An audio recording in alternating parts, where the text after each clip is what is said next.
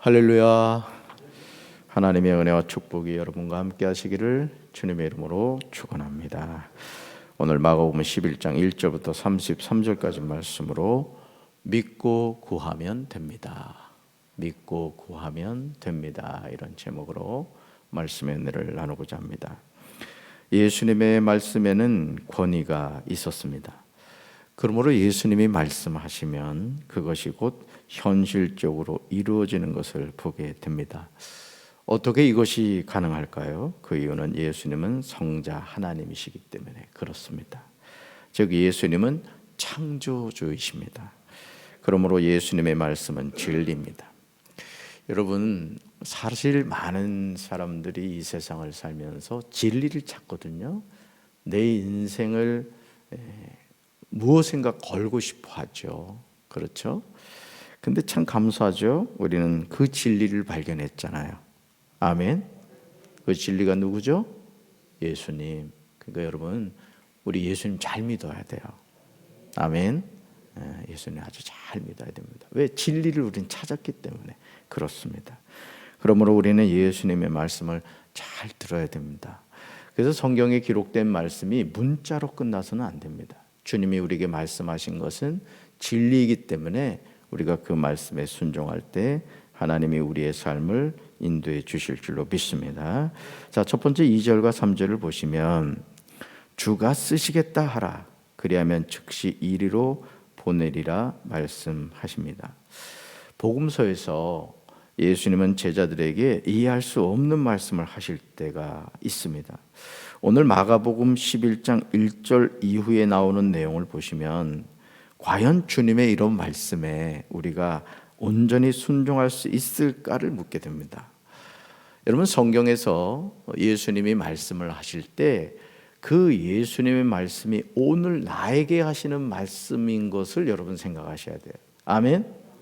자 11장 1절 이후에 나오는 거 보면 자, 주님의 말씀에 우리가 과연 온전히 순종할 수 있는가? 아니, 주님이 원하시는 참된 순종이 무엇인가를 보게 됩니다. 여러분, 아무리 좋은 약을 지어다 놔도요, 그 약을 먹어야 되거든요. 사실은 저 같은 경우도 한약 먹는 걸 별로 좋아하질 않아요. 한약 먹는 걸. 근데 이전에 그 사역했던 교회에서 그 원로 장로님이 목사님이 생각한다고 그렇게 한약을 자꾸 지어주시는 거예요.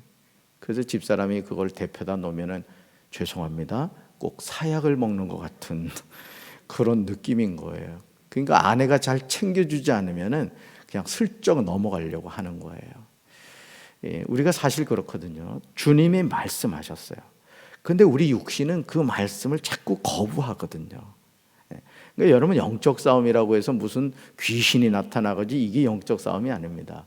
우리 육신의 소욕을 죽여가는 게 바로 영적 싸움이에요. 아멘이십니까? 네, 그렇습니다. 그래서 예수님과 제자들이 예루살렘에 가까이 와서 감람산 벳바게와 베다니에 도착을 합니다. 그때 예수님은 제자들에게 전혀 뜻밖의 말씀을 하시죠. 제자 둘을 보내시며 말씀하시는데, 자, 그 내용이 2절에 나와요. 여러분이 이 제자의 심정에 대해서 이 말씀을 한번 대보실까요? 자, 한번 같이 읽습니다. 이르시되 너희는 맞은편 마을로 가라. 그리로 들어가면 곧 아직 아무도 타보지 않은 나귀 새끼가 매여 있는 것을 보리니 풀어 끌고 오라. 아멘. 자, 지금 예수님은 어디 계신데? 이 편에 계신데 제자들에게 어디로 가라고요? 맞은편 마을로 가래요. 그럼 거기 가면 어떤 일이 있다고요? 아직 아무도 타보지 않은 나귀 새끼. 아니, 어떻게 알죠? 예수님이 천리안을 갖고 계신가요? 자, 제가 서두에서 예수님은 누구시라고요? 성자 하나님이시고 또 창조주시라고 했어요. 그러니까 여러분, 그래서 예수님은요, 우리 마음을 다 읽으세요. 그러니까 여러분 생각해 보세요. 그런 은사를 받으신 분들이 있거든요. 은사 받으신 분들 가운데 상대방의 생각을 읽는 은사를 가진 분들이 있습니다. 근데 이 은사를 하나님의 영광을 위해 쓰지 않으면 그거 하나님한테 벌 받습니다. 그러니까 여러분, 하나님이 주신 은사는 누굴 위해 써야 돼요? 오직 하나님. 그거 가지고 돈벌이 하는 사람도 있거든요. 예언의 은사를 받았다, 또 신유의 은사를 받았다, 그걸 가지고 돈을 버는 거예요. 50만 원이 보입니다. 50만 원. 네, 100만 원 보입니다. 무슨 뜻이에요? 헌금하라는 얘기예요. 헌금하라는 얘기. 여러분, 혹여나 담임 목사가 강단에서 여러분에게 11조에 대한 얘기를 하고 또 어떤 헌금에 대한 얘기를 할 때 그걸 인간의 소리로 듣지 마세요. 아멘. 네, 그걸 사람의 소리로 들으면은 여러분 시험 듭니다. 헌금은 누구한테 하는 거예요? 하나님께 하는 겁니다. 그래서 여러분의 마음에 감동되시면 여러분이 하나님께 헌금하시면 되는 거예요. 자, 2절 내용을 보시니까 자, 아직 아무도 타보지 않은 나귀 새끼가 있는 것을 뭐 하리니? 보리니 한단 말이에요. 그 다음은 중요해요. 어떻게 하라고요? 풀어 끌고 오라는 거죠. 정말 평범하게 보이는 내용이지만 사실 순종하기가 쉽지 않은 내용이죠. 모든 것을 아시는 예수님의 입장에서는 간단한 일일 수 있습니다. 하지만 주님의 말씀에 순종해야 하는 두 제자의 입장은 어떠했을까요? 만약 제가 여러분들한테 장로님 저기 익산에 가면 어떤 집이 있을 겁니다. 그 집에 가셔서 그 집의 주인한테 이러이러한 얘기를 하고 물건을 받아오세요. 이렇게 얘기하면 여러분 어떨 것 같아요? 아유, 목사님이 나를 얼마나 사랑하시면 이런 부탁을 하실까? 여러분 그런 생각 들겠습니까? 지는 발이 없어 손이 없어. 지가 갔다 오지. 여기 강경제일교회는 안 그렇지. 저 서울 있는 사람들이 그렇대. 사실 이제 제자들 입장에서 얼마나 이 순종하기 어려운가 말이에요. 이걸 여러분이 한번 생각해 보시라는 거예요. 우리는 여기서 주님이 원하시는 참된 순종이 무엇인가를 깨닫게 됩니다. 주님은 지금 두 제자에게 부탁하는 게 아니에요. 여러분, 주님의 말씀은 부탁이 아닙니다. 명령입니다. 아멘. 근데 그 명령에 순종하면 하나님이 뭘 주신다? 복을 주신다는 거예요. 여러분, 저는 우리 강경제일교회 성도 여러분들이 하나님이 주신 복 받게 되길 주님의 이름으로 축원합니다. 얼마나 감사해요. 순종해서 하나님께 영광 돌리고 순종하니 하나님께 또 복을 주시고, 이게 하나님이 우리에게 약속한 거거든요. 주님은 너희는 맞은편 마을로 가라 이렇게 말씀을 하시죠. 그리고 말씀하시는 것을 보면 예수님은 마치 맞은편 마을에 대한 모든 상황을 알고 계신 것처럼 말씀하셔요. 그 말씀의 핵심이 뭐죠? 아직 아무도 타보지 않은 나귀 새끼가 매어 있는 것을 보리니 풀어 끌고 오라는 거죠. 사랑하는 성도 여러분, 만약 여러분에게 주님이 이런 부탁하신다면 어떻게 하시겠어요? 예수님은 두 제자가 이 일을 순종할 때 어떤 의문을 가지게 될지에 대해서 예상되는 질문이 무엇인가를 정확하게 아셨어요. 그러니까 시험 문제가 뭐가 나올지 알고 계셨다는 얘기예요. 자, 3절 같이 읽습니다. 만일 누가 너에게 왜 이렇게 하느냐 묻거든 주가 쓰시겠다 하라. 그리하면 즉시 이리로 보내리라 하시니. 아멘. 얼마나 재미있어요. 그러니까 여러분, 우리가 여행을 할 때도요, 가이드 말 잘 들어야 되거든요. 가이드를 잘 만나야 돼요. 가이드 잘못 만나면 여행 망칩니다. 그렇죠? 근데 꼭 말 안 듣는 여행객 한둘이 있잖아요. 자, 몇 분까지 모이세요 하는데 엄한 데 갔다가 길 잃어버려가지고 단체 여행을 완전히 망가뜨리는 경우가 있어요. 여러분, 우리 인생도 마찬가지예요. 우리 인생의 최고의 가이드 예수님인 줄로 믿습니다. 그 말씀에 우리가 잘 순종해야 돼요. 자, 너무도 당연하지 않겠습니까? 어느 누가 자신의 나귀 새끼를 풀어서 끌고 가려고 하는데 가만히 있겠어요? 그런데 놀라운 점은 두 제자가 주님의 말씀에 순종해서 가서 본즉 나귀 새끼가 문 앞거리에 매여 있는 거예요. 얼마나 놀랬겠어요. 말씀에 순종해서 갔어요. 근데 정말 그 나귀 새끼가 매여 있는 거예요. 제자들이 나귀가 매여 있는 것을 풀었더니 예수님의 말씀처럼 자, 질문이 있다고 합니다. 뭐라고요? 나귀 새끼를 풀어서 무엇 하려느냐? 자, 제자들은 예수님이 당부하신 대로 대답하죠. 주가 쓰시겠답니다. 저는 6절 말씀을 대하면서 감동을 받았어요. 자, 6절에 이런 말씀이 나오죠. 제자들이 예수께서 이르신 대로 말한대. 이게 중요해요. 예수께서 이르신 대로 말한대. 그랬더니요, 이에 허락하는지라. 주님 말씀대로 하면 되어지는 줄로 믿습니다. 오늘도 저와 여러분이 주님의 말씀을 의지하여 순종할 때 주님이 순종에 대해서 갚아주실 것을 믿습니다. 주님이 말씀하시면 우리는 어떤 경우에도 말씀에 토를 달아서는 안 됩니다. 교회에서도 그렇습니다. 담임 목사가 여러분들한테 어떤 얘기를 할 때요, 그냥 얘기하지 않아요. 여러분들이 함께 우리가 이 교회를 세워가는 동력자가 된다는 것은 뭐냐면은 그런 하나됨이 있어야 되는 거예요. 물론 담임 목사 자신도 또 하나님 앞에 무릎 꿇고 기도해야 되죠. 하나님의 인도함을 받아야 돼요. 육의 생각 가지고 하면 안 됩니다. 저는 우리 강경제일교회 성도 여러분들이 하나님의 말씀에 순종함으로 우리 교회를 아름답게 세워가게 되기를 주님의 이름으로 축원합니다. 자, 두 번째로 22절, 23절, 24절입니다. 무엇이든지 기도하고 구하는 것은 받은 줄로 믿어야 합니다. 예수님이 베다니에서 나왔을 때 시장하셨어요. 얼마나 배가 고프셨던지 한 무화과 나무를 보시고 혹 그 나무에 무엇이 있을까 하여 가셨습니다. 자, 그런데요, 잎사귀 외에는 아무것도 없었어요. 자, 마가는 그 이유에 대해서 이렇게 말하죠. 이는 무화과 때가 아님이라 분명하게 기록하고 있어요. 자, 이해할 수 없는 점은 14절에서 나오는 예수님의 반응입니다. 같이 읽습니다. 예수께서 나무에게 말씀하여 이르시되 이제부터 영원토록 사람이 내게서 열매를 따먹지 못하리라 하시니 제자들이 이를 듣더라. 아멘. 무화과의 때가 아닌 때 예수님이 뭘 찾으셨다? 무화과 나무에서 열매를 찾으신 겁니다. 여러분, 이것도요, 그냥 기록된 말씀이 아니에요. 주님은 어느 때인가 우리에게서 열매를 찾으신다는 거예요. 여러분, 슬기로운 다섯 처녀와 미련한 다섯 처녀 기억하십니까? 그 혼인잔치에서 가장 중요한 포인트가 뭐예요? 신랑은 예기치 않은 때에 온다는 거예요. 그렇죠? 등과 기름을 준비한 슬기로운 다섯 처녀와 등만 준비했던 미련한 다섯 처녀, 여러분 똑같거든요. 외형적으로 봤을 땐 똑같아요. 근데 슬기로운 다섯 처녀는 등에다 플러스 알파 뭘 준비했어요? 기름을 준비했습니다. 여러분, 기름이 뭐예요? 성령님이거든요. 믿음이거든요. 오늘 우리가 주님이 언제 올지 몰라요. 만약 주님이 2년 후에 온다는 것을 우리가 정확하게 안다면 한 1년 정도는 편안하게 쉬다가 1년 바싹 당겨서 심야 기도하고 막 기도 열심히 하다가 딱 가면 좋잖아요. 근데 하나님은 그렇게 하지 않으시거든요. 예수님조차도 언제 아버지가 재림하라고 얘기할지 모른다고 말씀하셨어요. 오늘 그렇기 때문에 오늘 이 무화과 나무에서 열매를 찾으시는 예수님의 모습은 우리에게 아주 중요한 교훈을 가르쳐 주는 겁니다.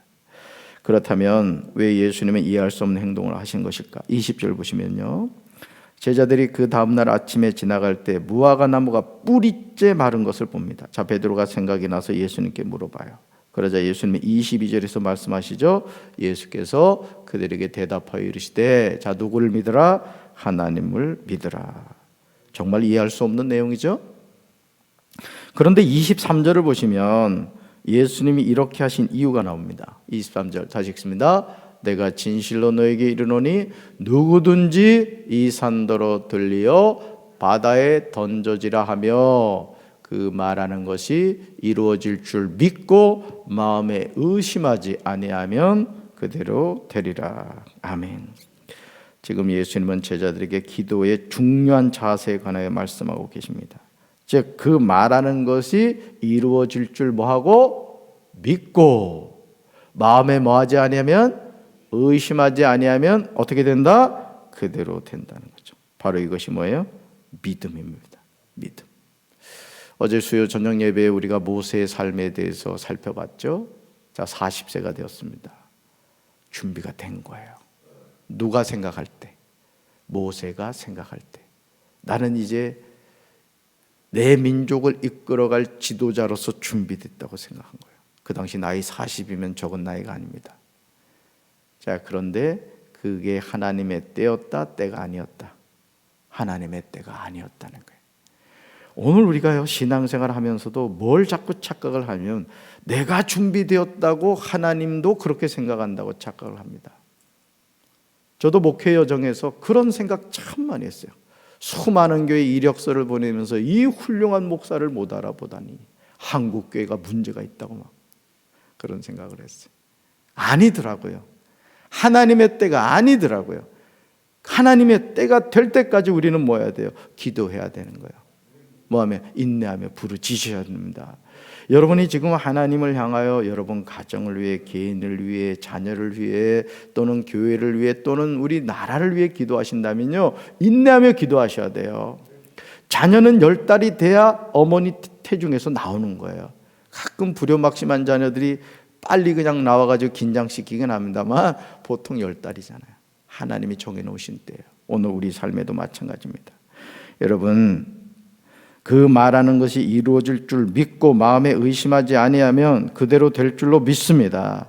다시 말해서 기도를 하면서 가장 치명적인 독은 마음에 의심하는 거예요. 마귀의 주특기가 뭔지 아십니까? 의심하게 하는 겁니다. 하나님을 의심하게 해요. 그래서 여러분, 신앙생활 잘하던 사람이 임종을 앞두고 예수 부인하고 죽는 사람도 있습니다. 저는 우리 강경제일교회 성도 여러분들이 끝까지 이 믿음을 굳게 붙잡게 되길 주님의 이름으로 축원합니다. 네, 정말 중요하죠. 마음에 의심하지 않으면 그대로 됩니다. 따라합시다. 마음에 의심하지 않으면 그대로 된다. 그래서 그 루터의 방을 갔더니 말이죠, 벽에 막 잉크 이렇게 쏟아진 그것들이 많더래. 잉크. 옛날에 잉크로 글을 썼잖아요. 그래서 누군가 물어봤다 그래요. 아니, 왜 벽에 이렇게 잉크병이, 이렇게 잉크 자국이 있냐고. 그래서 루터가 그랬대요. 마귀가 내 마음에 의심을 줄 때마다 잉크병을 집어던졌대요. 이 마귀야 물러가라 하면서. 또 그렇다고 여러분 벽에다가 막 물건 집어던지라는 얘기는 안 해요. 뭔 얘기? 영적 싸움에 승리하라는 거예요. 사실은요, 여러분 그럴 때 없어요? 저 그럴 때 있거든요. 제가 목회를 하는 목사지만 때로는 인생이 허무하게 느껴질 때가 있어요. 또 정말 어떤 인생의 어려움이 다가올 때는 하나님이 막 원망스럽게 느껴질 때가 있어요. 어떤 기도가 속히 이루어지지 않을 때 그럴 때 있잖아요. 내 상황과 환경을 바라보면 세상과 나는 간 곳이 없어야 되는데 하나님은 간 곳이 없어질 때가 있어요. 그럼 어떻게 돼요? 절망하게 되죠. 자, 절망하면 어떻게 해요? 그 다음엔 죽음으로 가는 거예요. 그러니까 여러분, 마귀는요 절대 우리를 잘되게 하지 않습니다. 마귀의 어떤 그 하나의 마음은 뭐냐면은 어떻게 해서든 한 영혼이라도 지옥 끌고 가겠다는 게 마귀의 아주 하나밖에 없는 마음이에요. 우리가 그걸 분별해야 돼요. 할렐루야. 그래서 우리가 여러분 한 사람이라도 더 복음을 전해서 건져내야 하는 이유는 바로 여기에 있는 겁니다. 하나님 우리에게 생명 주시죠. 우리를 구원해 주신다고요. 아멘이십니까? 자, 그래서 24절 보시면 예수님은 더욱 직접적으로 기도란 무엇인가에 대해서 말씀합니다. 우리는 자신의 기도 생활을 점검해 봐야 돼요. 24절 우리 다시 읽습니다. 그러므로 내가 너에게 말하노니 무엇이든지 기도하고 구하는 것은 받은 줄로 믿으라. 그리하면 너에게 그대로 되리라. 아멘. 여러분 기도를 하실 때 여러분 아파트 건축하기 전에 뭐를 항상 만들어놔요? 모델하우스 만들어 놓죠. 기도도요 영적인 모델하우스를 만드셔야 돼요. 내가 앞으로 5년 후에 어떤 사람이 되어 있을 건가? 내가 10년 후에 우리 가정이 어떤 가정이 되어 있을 건가? 우리 자녀들이 앞으로 어떤 자녀가 될 것인가? 영적인 모델하우스를 만드셔야 돼요. 여러분 모델하우스 가보면요 앞으로 내가 살 아파트 모양이 똑같이 만들어져 있습니다. 그리고 뭐라고 그래요? 아, 내가 살 아파트가 이렇게 되어 있구나, 이런 구조구나 알죠. 여러분 기도는 더 세밀한 거예요. 아멘. 기도는 뜬구름 잡는 게 아닙니다.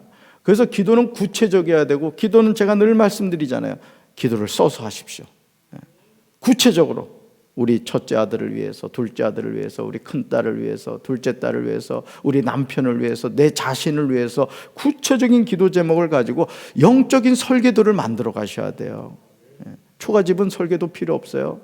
그러나 고층 빌딩을 지을수록 아주 더 촘촘해집니다. 심지어 전화선 하나, 배선 어떻게 될 것까지도 다 들어가 있어요. 업자는 그걸 보고 공사를 해가는 거죠. 우리 삶도 마찬가지입니다. 사랑하는 성도 여러분, 오늘 우리가 매일 기도하는 생활에서 가장 안타까운 부분이 있다면 그것이 뭐라고 생각해요? 그것은 기도는 열심히 하지만 자신이 기도한 것에 관하여 응답이 있음을 믿지 않는 거예요. 여러분 생각해 보세요. 내가 하나님께 기도했는데 하나님이 응답해 주세요. 아멘? 그럼 어떻게 돼야 돼요? 우리가 기뻐해야 되죠. 여러분, 한나의 기도 기억하십니까? 한나가 하나님의 전에 가서 그 애통하는 심정, 얼마나 복받쳤는지 신음소리 외에는 내질 못했어요. 너무너무 속이 막 타올라가지고. 그랬더니 오죽하면 엘리 제사장이 술 끊어라 이렇게 얘기를 하겠어요. 근데도 화내지 않죠? 자, 엘리 제사장이 뭐라 그래요? 하나님 평안히 가라. 하나님이 내 기도를 들어주시기를 원한다 이러잖아요. 자, 그리고 한나가 어떻게 되었어요? 얼굴에 근심빛이 사라졌습니다. 여러분, 기도하는 사람은 얼굴에서 근심빛이 사라져야 될 줄로 믿습니다. 당장 이루어지지 않는다 할지라도 그래, 믿고 구한 것은 받은 줄로 믿으라 오늘 말씀하셨어. 내 인생에 나는 이제 하나님께서 응답해 주시는 난 믿어. 할렐루야. 내 인생 쨍하고 해 떴어요. 그러니까 항상 기뻐하라는 것이 여러분 추상적이에요? 구체적이에요? 구체적입니다.